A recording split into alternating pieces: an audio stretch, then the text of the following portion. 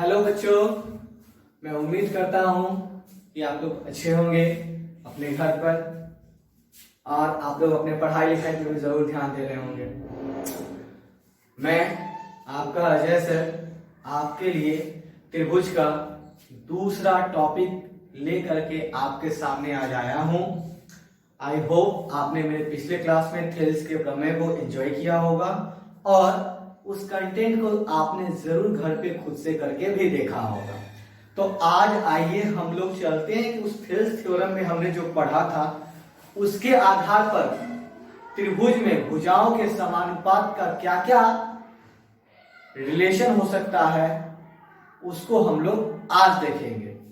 तो बच्चों देखो, आप पहले से देख रहे होंगे कि यहाँ पे त्रिभुज ए बी सी त्रिभुज है जिसमें एम एन यानी त्रिभुज एबीसी में ट्रायंगल एबीसी में एम एन पैरेलल है बीसी के। तो एम एन जब बीसी के बेटा पैरेलल है तो थेल्स प्रमेय के आधार पर हम इस रिलेशन को लिख सकते हैं आसानी से। A M by M B N by M B N by N C. ये बेटा थेल्स थ्योरम के नियम के आधार पे मैंने उसको लिख लिया, क्योंकि थेल्स थ्योरम बोलता था क्या कि किसी त्रिभुज में किसी भुजा के समानांतर यदि कोई रेखा खींची जाती है तो वह रेखा त्रिभुज के अन्य दो भुजाओं को जिन दो बिंदुओं पर काटती है वो आपस में समानुपाती होते हैं। तो जब वो आपस में समानुपाती होते हैं तो वो समानुपाती का ये रिलेशन है बेटा। ठीक है, तो इस रिलेशन से क्या क्या रिलेशन और निकाला जा सकता है हम लोग उस पर देखेंगे आज। तो बेटा यार देखो, A M by M B N by N C ये थेल्स का थ्योरम था, हमने प्रूव किया था।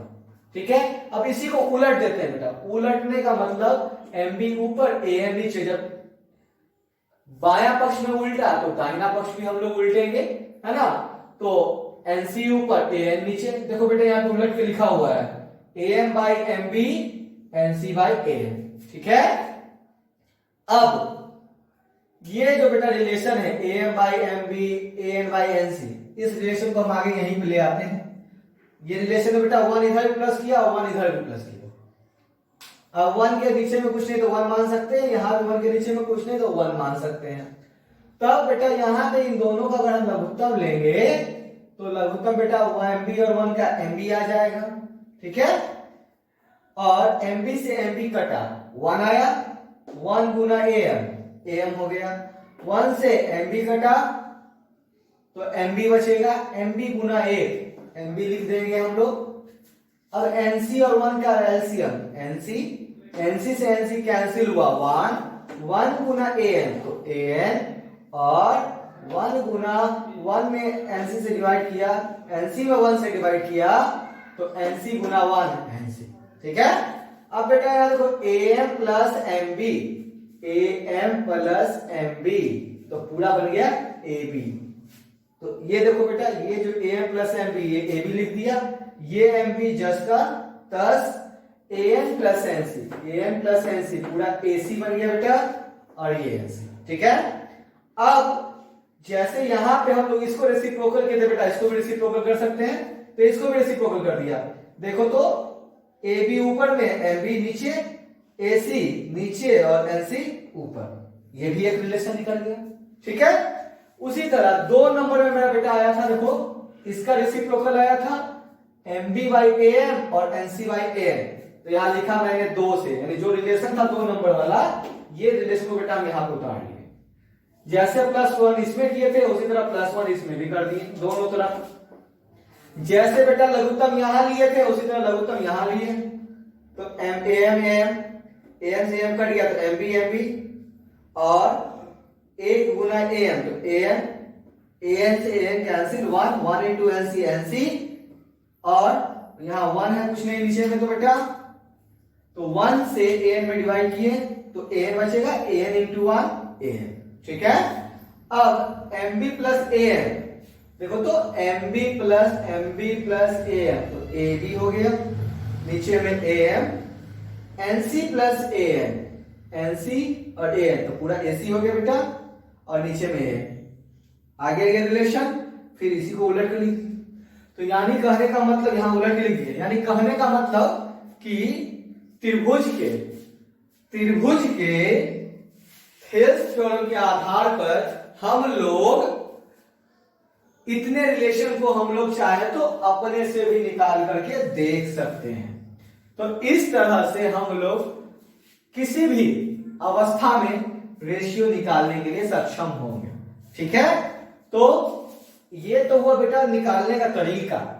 मैं अब सारे रिलेशन को एक जगह पे आपको इकट्ठा करके लिख दूंगा ताकि आप लोग को ज्यादा सहूलियत हो। तो थोड़ा सा आप लोग देखिए, कुछ सेकंड के लिए आप लोग अपने इस कंटेंट को, उसके बाद मैं इसको करता हूं आगे। फिर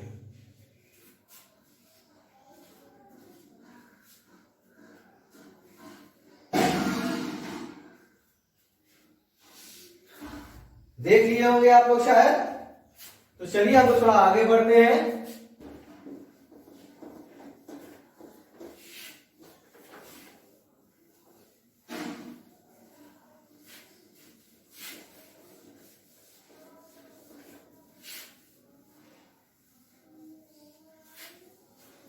चलिए आगे हम लोग बढ़ेंगे और देखेंगे कि ये स्थिति यानी कि जब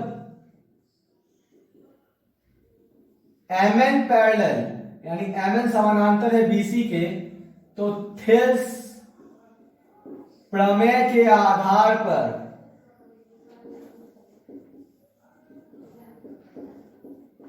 पहला रिलेशन बेटा क्या आया था मेरा, AM by MB equal to AN by NC। Second में बेटा हम लोग इसकी रेसिप्रोकल को लिख सकते हैं। तो रेसिप्रोकल क्या होगा, MB by AM। Third equal to NC by AM।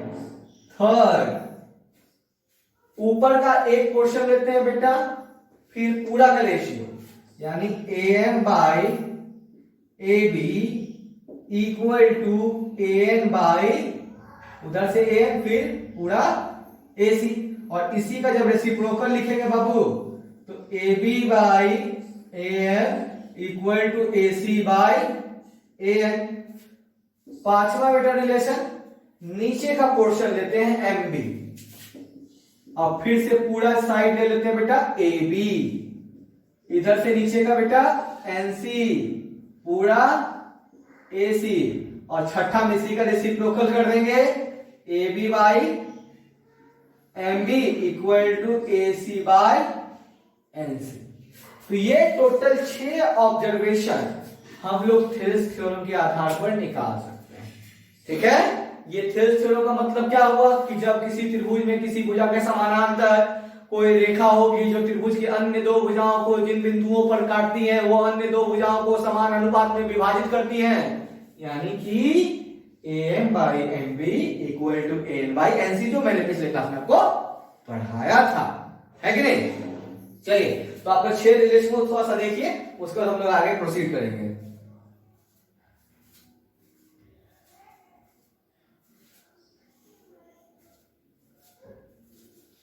हो गया बच्चों। चलिए अब हम लोग आगे की चर्चा करते हैं। ठीक है, तो आगे की चर्चा में बेटा क्या चर्चा है जरा देखा जाए।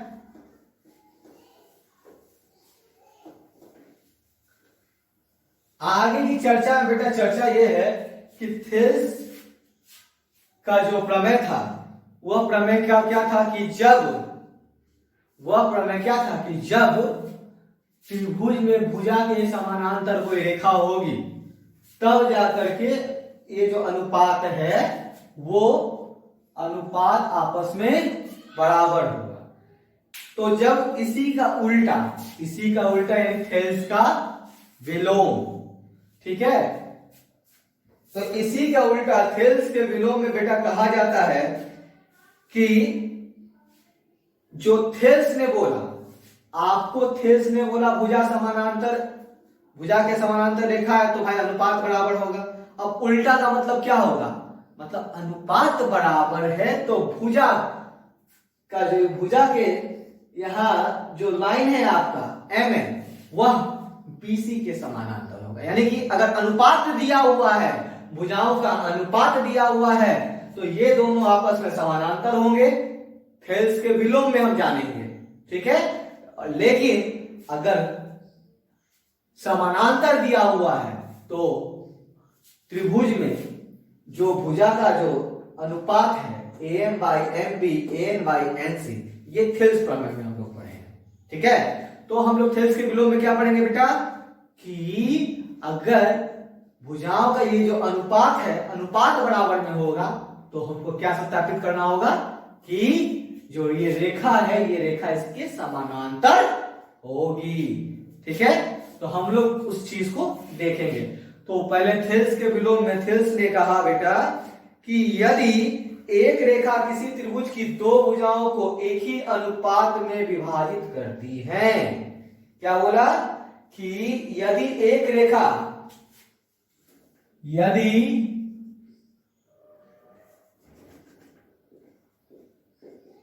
एक रेखा त्रिभुज के दो भुजाओं को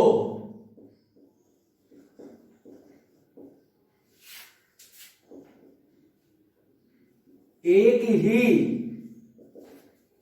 अनुपात में विभाजित करती है तो वह रेखा,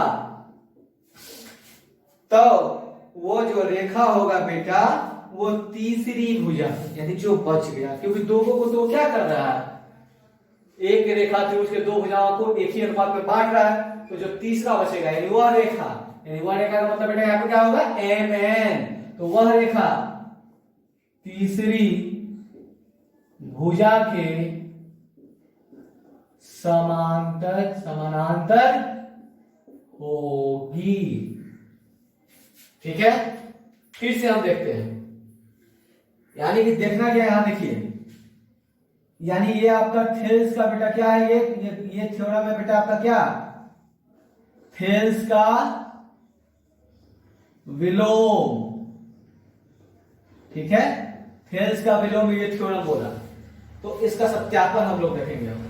यानी इसमें लिखा हुआ है बेटा दिया गया है कि, दिया गया है, क्या दिया गया बेटा, त्रिभुज ABC में, यहां देखो बेटा एक रेखा त्रिभुज के दो भुजाओं को एक ही अनुपात में विभाजित करती है।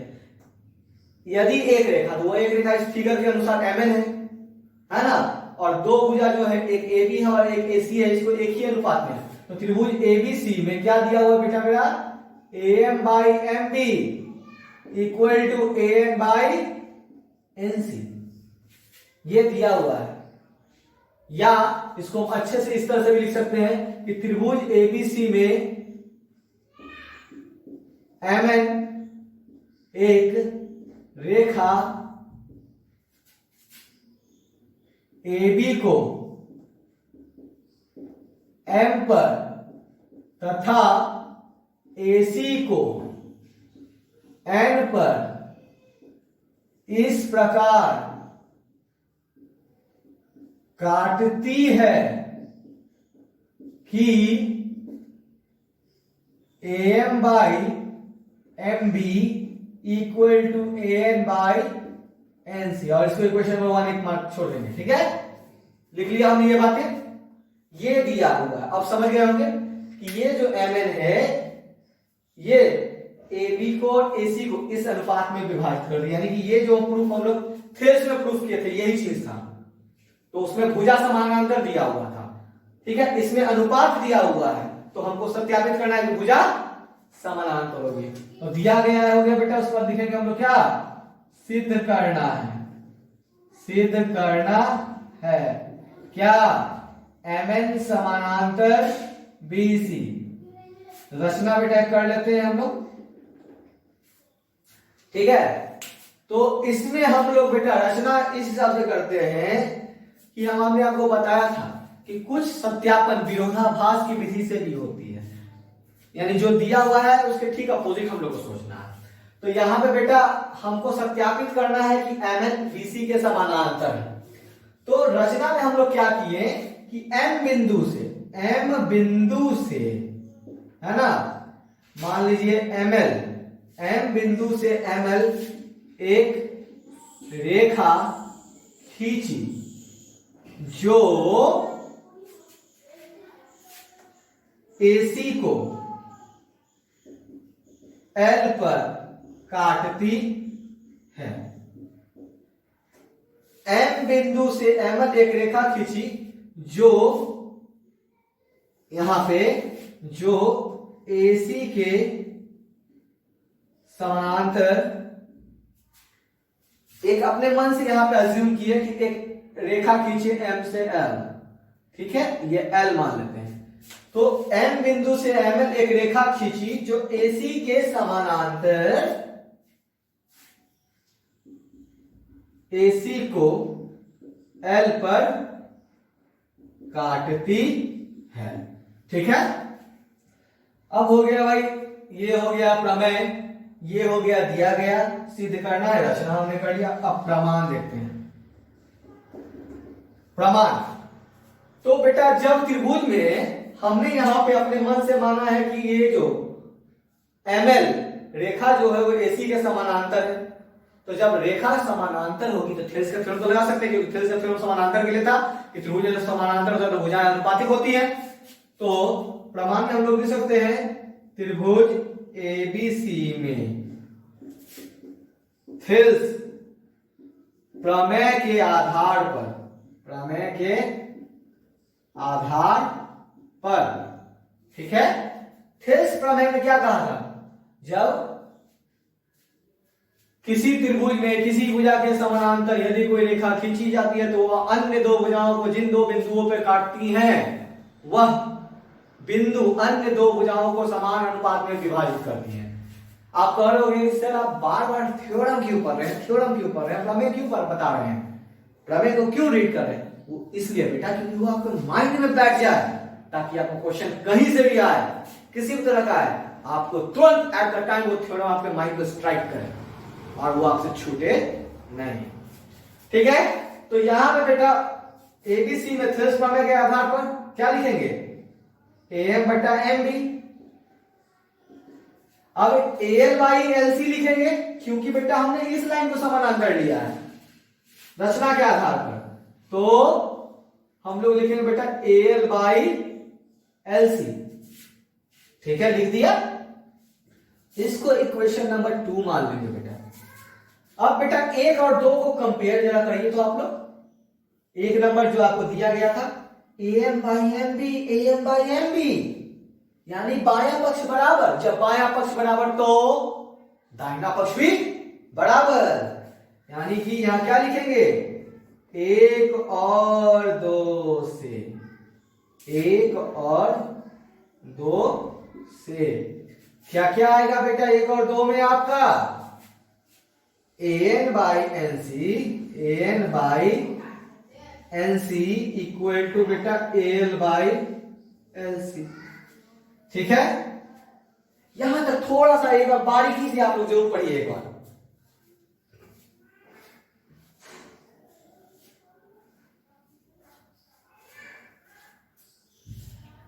चलिए आगे बढ़ा जाए। तो AL बाई बेटा LC हो गया यहां पे आपका लास्ट में, AL बाई LC। अब ये जो समीकरण आया बेटा मेरा 1 और 2 के आधार पर, तो हम लोग क्या करेंगे बेटा कि दोनों तरफ, यहां लिखते हैं दोनों तरफ एक जोड़ने पर, ये 1 है बेटा, एक जोड़ने पर किसी भी समीकरण में बायां पक्ष में भी इक्वल चीज है, दायां पक्ष में भी अगर इक्वल चीज जोड़ते हैं तो पूरा समीकरण बराबर रहेगा। तो AN बाई NC इधर है पहले से बेटा, AN बाई NC प्लस 1, और यहां है बेटा AL by LC, AL by LC plus 1, कुछ नहीं बटा में 1, कुछ नहीं बटा में 1 बेटा, लघुत्तम NC, NC से NC कट गया, 1 बचा, 1 गुना AN तो बेटा AN, और 1 से NC तो NC आया, NC इंटू 1 बेटा ऊपर में NC, उसी तरह बेटा यहां पे लघुत्तम LC और यहां पे हो जाएगा AL प्लस LC। अब देखो बेटा AN और NC, AN और NC पूरा क्या बन गया बेटा आपका AC बाई NC, और L plus LC, L plus LC, ये भी बेटा क्या बन गया आपका एसी बाय एलसी। ये एसी एसी बेटा कैंसिल हो जाएगा, तो क्या बचा आपको यहां पे, देयरफॉर एनसी बराबर एलसी, यानी एनसी और बेटा एलसी बराबर है। देखो एनसी और एलसी, सिंपल सा लॉजिक देखो यहां पे तीन बिंदु है ए बी सी, तो समझो बेटा अगर इसके आधार पे हम लोग लिखते हैं बेटा, तो ये हो जाएगा आपका एल, ये हो जाएगा एन और ये हो जाएगा सी, एल एन सी। आपको यहां बेटा NC equal to L C, यानी एनसी यानी यहां से यहां मान लो अगर 3 मीटर है, मान लेते 3 मीटर है, और यहां बेटा ये 5 मीटर है, क्योंकि ये दूरी बड़ा है 5 मीटर, तो क्या ये दोनों का आपस में बराबर हो सकता है? कहोगे नहीं होगा सर, कभी बराबर नहीं होगा। जब बराबर नहीं होगा तो यहां से रिलेशन मेरा बेटा बराबर आ गया है, कुछ ना कुछ कहीं गड़बड़ाया, तो ये तो यहां पे हम लोग क्या लिख सकते हैं बेटा, यह संभव नहीं है। तो ये संभव नहीं है, तो भाई संभव कब होगा ये बताओ तो। 5 और 3 जब को बराबर करना संभव कब होगा, यानी कि जो 5 है उसमें से 2 मीटर हटा देंगे तब ना दोनों 3 3 हो जाएगा। तो उसी तरह बेटा ये संभव कब होगा, एलसी और एनसी कब बराबर होगा, जब ये एल यहां पे देखो ये एल है, एल ये यहां पे ना होकर अगर एल एन के ऊपर आ जाए, इसके ऊपर एल यहां ना होकर एल यहां आ जाए, तब हो सकता है ना। तो यह कब संभव है, जब यह संभव नहीं है, यह तभी संभव है, तभी संभव होगा जब एल एन को पूरी तरह ढक ले, है ना, ये तभी संभव होगा। यानी ये देखो बेटा ऐसे है, ये ऐसे घसकते घसकते घसकते घसकते घसकते ये यहां आ गया, यानी एल आ गया एन के ऊपर, ठीक है। तो जब ऐसा हो जाएगा बेटा, तो क्या आएगा देयरफॉर उस हिसाब से, जब ऐसा हो जाएगा यानी कि जब एल और एन एक दूसरे को कॉन्साइड कर लेगा, पूरी तरह ढक लेगा, तो एम एल बराबर क्या हो जाएगा बेटा, सॉरी, तब आपका एनसी और एलसी दोनों आपका इक्वल हो जाएगा। कब, जब दोनों एक दूसरे को, यानी एल इसको भी ढक लेगा, यानी समझो, यानी यहाँ पे एक और बिंदु आ गया, उसका नाम बेटा एल हो जाएगा, तो जितना एनसी उतना ही एलसी, तो दोनों ही आपस में क्या हो जाएंगे, बराबर हो जाएंगे। और जैसे ही बराबर हो जाएंगे तो हमने रचना में देखो यहां पे क्या लिया था, एमएल को समानांतर लिया था, तब दोनों जब ये एमएल समानांतर हो गया, तो जब एमएल समानांतर हो गया बेटा, तो एल तो यहां आ चुका है और एल पूरी तरह ढक लिया एन को, तो जब हम लोग एमएल को समानांतर माने हैं बीसी को, तो एम एल ना लिख करके हम लोग एन भी तो लिख सकते हैं। तो यहां पे लिख लेंगे देयरफॉर लास्ट में बस क्या, कि एम एन समानांतर बीसी हो गया बेटा ये सत्यापित। तो इस तरह से बेटा हम लोग कॉन्ट्राडिक्शन मेथड से चाहे तो थेल्स के विलोम को भी हम लोग सत्यापित कर सकते हैं। तो अभी तक हम लोगों ने क्या जाना, थेल्स का प्रमेय जाना। थेल्स ने प्रमेय में बोला कि त्रिभुज में जब भुजा के समानांतर कोई रेखा होगी, तो वह भुजा को जो बिंदु बांटती है उनका अनुपात आपस में बराबर होगा। विलोम ने क्या बोला बेटा, कि अगर अनुपात बराबर है तो भुजा के लिए जो लाइन है यानी एमएन होगा वो समानांतर होगा, यानी समानांतर समानुपाती या समानुपाती तो समानांतर, यानी कि समानुपाती है तो समानांतर होगा, और समानांतर है तो समानुपाती होगा। बस एक थेल्स का प्रमेय, दूसरा थेल्स का विलोम। एक बार थोड़ा सा आराम से एकदम रीड कीजिए, और यदि आप लोग को लगता है कि हमको समझ में नहीं आया, तो मैं एक जो बात का जरूर आपसे रिक्वेस्ट करूंगा, आग्रह करूंगा कि अगर नहीं आए तो आप वीडियो को दोबारा प्ले करके देखिए, एक बार, 2 बार, 3 बार प्ले करके देखिए, जरूर आएगा। और जो कंटेंट मैं लिखता हूं उसको बारीकी से रीड किया कीजिए। ऐसा करने पे आपको दिक्कत नहीं होगी। ठीक है, तो आप लोग इसको देखिए, और कोई दिक्कत होता है तो मैंने आपको समय अपना निर्धारित कर चुका हूं आप लोगों के लिए। बार बार मैं 1 से 3 के बीच में आप लोग अपना क्वेश्चन मेरे से चाहे तो किसी प्रकार का प्रश्न पूछ सकते हैं। ठीक है, आप लोग देखिए इसको देखने के बाद हम आपसे त्रिभुज के अगले क्लास में जल्द ही मिलेंगे। तब तक के लिए आपके पास 2 वर्क हो गया, थेल्स का थ्योरम, थेल्स का विलोम, और इन दोनों के आधार पे हम लोग कुछ क्वेश्चन को अपने अगले क्लास में डिस्कस करेंगे। तब तक के लिए आप लोग अपना ख्याल रखिए, घर पे रहिए, stay safe, stay healthy, till then take care, bye bye.